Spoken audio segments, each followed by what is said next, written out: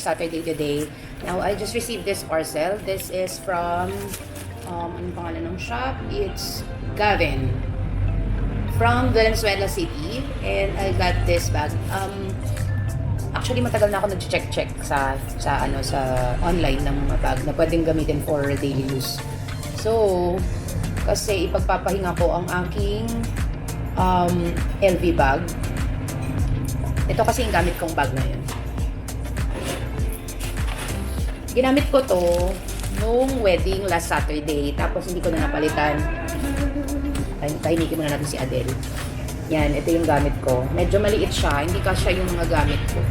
Kasi nga, pang occasion lang talaga to. Kaya lang, hindi ko napalitan. Kasi nga, naging busy ang girl. Kaya nagamit ko to for how many days. Ito yung gamit ko. Tapos natin yung mga laman na to. Para maitago na natin. So, since itatago na natin siya, yung dust bag niya nandun sa maleta. Nandun kasi maleta sa tumaga pa. So, ipo-fold ko to. Dito yung laging ginagawa ko sa mga bag ko. Kapag after use, lagi kong ipo-fold yung mga sling nila.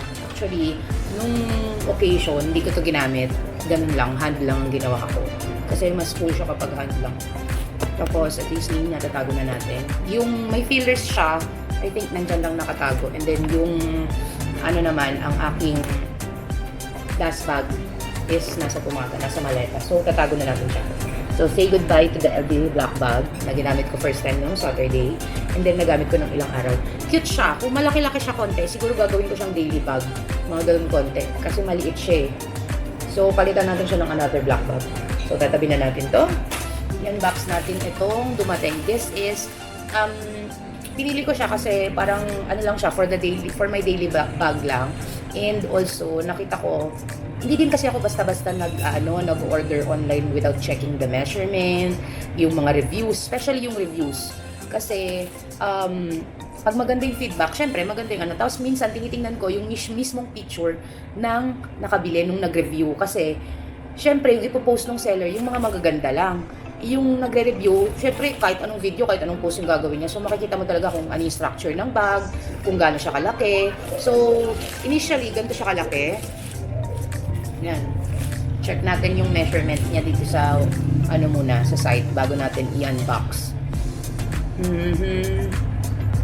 So, naka 3 minutes na tayo. Dadaldal pa lang ako. Oh my God. Ayun, so, sa Shopee. Tapos, ang ano niya, hindi na siya, not bad for a daily bag, 347 pesos. With shipping na yun. O, diba? So, it's a good buy. Sana it's a good buy. Ang pangalan niya is Milan Chifa Small Cross Bag.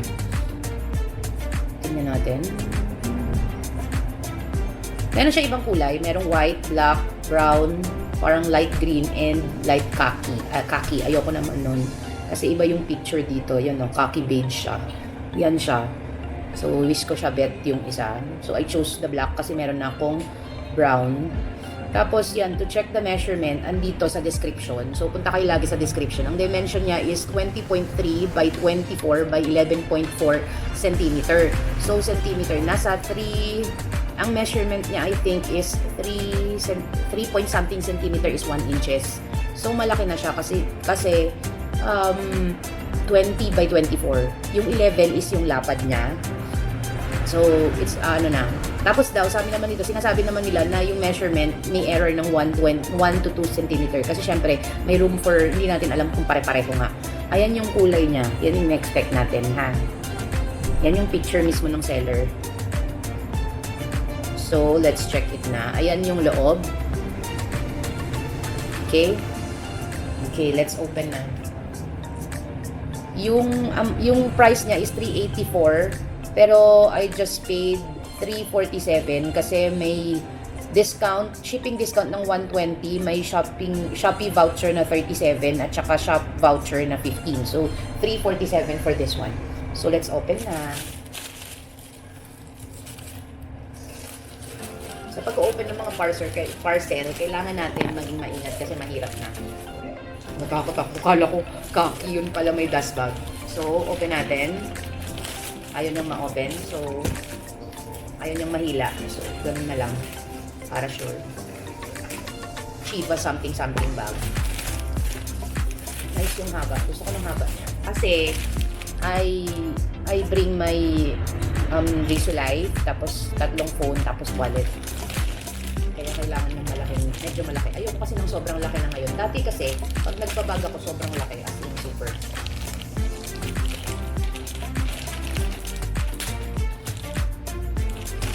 Fairness, ang laki ng plastic niya. So, matatago mo talaga. Dito natin itago si LV mamaya. Gusto na siya. Ang Milan Chiva, sabi. Ay, wow! Type ko, dito pa lang nakikita natin sa handle, type ko yung niya, yung leather niya. Ayan siya. Oh my God, I like it. So, bago natin to i-unbox, itong lagayan, hindi, wait, yung filler kailangan ko. Open na natin. Open natin ang lagayan. Meron siyang hindi, wait, yung filler kailangan ko. Open na natin. Open natin ang kanya. Meron siyang papel.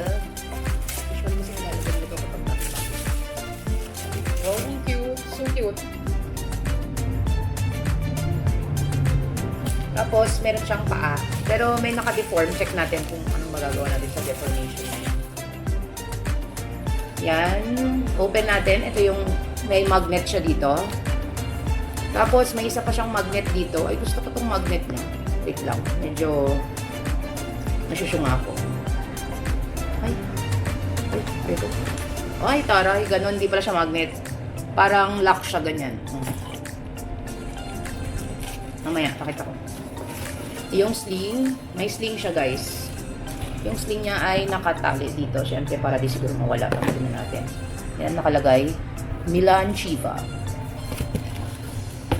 Tapos, may pababol, which is ito yung kailangan ko para doon sa aking LV. Kunin natin ang silicone, of course.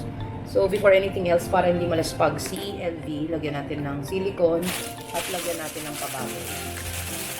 Para hindi ma-deform. Hindi malaki din. So, ang pinasutulan natin. Ano kong alam? Naka 8 minutes na ako. Wait lang, balik ako ha. We're back. Ayan. Ito, may 5.99, 59.99.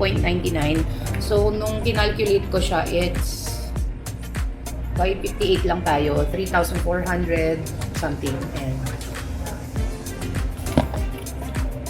ito na tayo. So, buksan natin ang sleeve. Ni Chiva. Actually guys,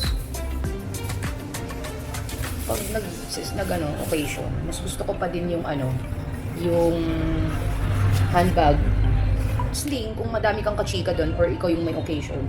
Pwede kang mag-sling, pero kung wala naman. So, ito yung strap niya. Uneven siya, maliit sa dulo, tapos palaki ng palaki, and then maliit.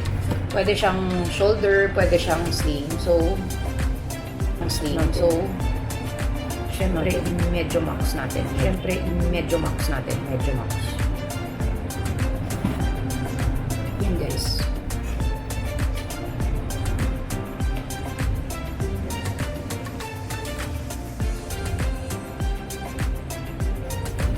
Gusto ko. Tignan rin natin. Kasi nga yun yung naka-expose. Pasok natin sa loob para masaya. And then, ano ko lang.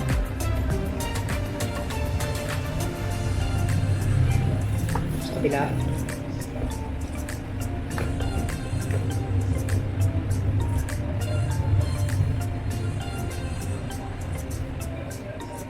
Siyempre, gusto ko pa rin yung kabila. So, balik rin natin. So, world kasi ako sa ganito. So, pasensya na naka-t-shirt lang pag sa tindahan na tagal.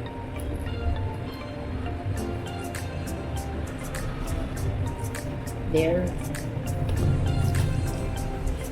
Ito yung front pala niya. May pangalan pala siya. Chiva.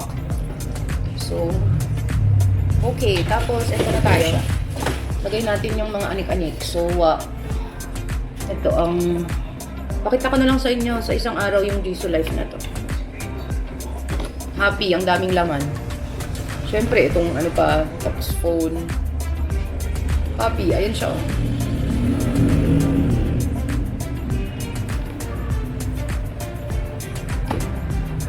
Tapos, pwede mong i-lock. Wala siyang zipper, pero okay. Overall, itong bag na to, rate ko siya ng mga 9.5 out of 10. Ano yung 0.5? Yung 0.5 ko is yung sling. Para sa akin maikli. Gusto ko ng mas mahabang sling. Kasi gusto ko, nasa dito, hip ko yung bag. Pero overall, yung leather niya maganda naman. Ayan. Ito yung... Dali. I-ano natin, i-lock natin yung screen. Okay. Ito yung site pala. Baka gusto nyo. Milan Chiva PH sa sa Shopee. Yan siya. Meron siyang, actually meron ding crossbody bag din. Ito naman, ginaya niya yung House of Little Bunny na kalimutan ko, basta meron akong gusto dun. Kinuha ko is this one. Ayan yung isa. Pero meron kasi akong lindy na ganyan ang kulay. So, hindi ko kinuha. Pero goodbye na tong Tapos, if you want a bigger bag, meron akong kinuha pata. Pero hindi ko siya chinek out. Kasi nga, syempre, nagtitipid tayo guys. Hindi tayo waldes-waldas. Choke. Ayan. Merong cute na bag dito. Wait lang. Yung mga bags nila, nasa 300 pesos more or less lang. So, medyo maganda din yung quality. Siguro, mag-order ako for the next. Pero not now. Kasi syempre, tipid-tipid tayo. Hindi naman tayo laging aalis. Kaya, ayan, merong 400 dito na cute. Na pwedeng daily. Ito kasi pwede na siyang daily na hindi naman. Actually, ito gusto ko din sanang isama. Ang measurement nito is, wait lang. Halos kasing laki lang nito, 24 by 21. Look. Cute. Yan yung mga colors nila. Diba? So, all in all, for this bag is 9.5 over 10. Kasi may padas bag pa. Sobrang linis po. Sobrang hindi ka magsisisi sa leather din. Tapos, meron siyang stand. Kaya kahit saan mo lalagay yung bag mo, okay lang. And with this lock as well, gusto ko yung lock na to. Ayan o. Igaganon. So, hindi na siya basta-basta madideform. Pwede mo siyang hawakan ganun. Tapos, meron din siyang magnet dito naman para ganyan yung form ng bag kasi. So, let's do the honor. Tanggalin na natin ang pasok natin to. So, thank you very much. Sinamahan niyo ako mag-unbox ng ating Milan Chiva bag. Don't forget to like and subscribe and hit the notification bell para ma-update kayo sa aking mga videos. So guys, siguro this is for the 24th video na siguro or 23rd.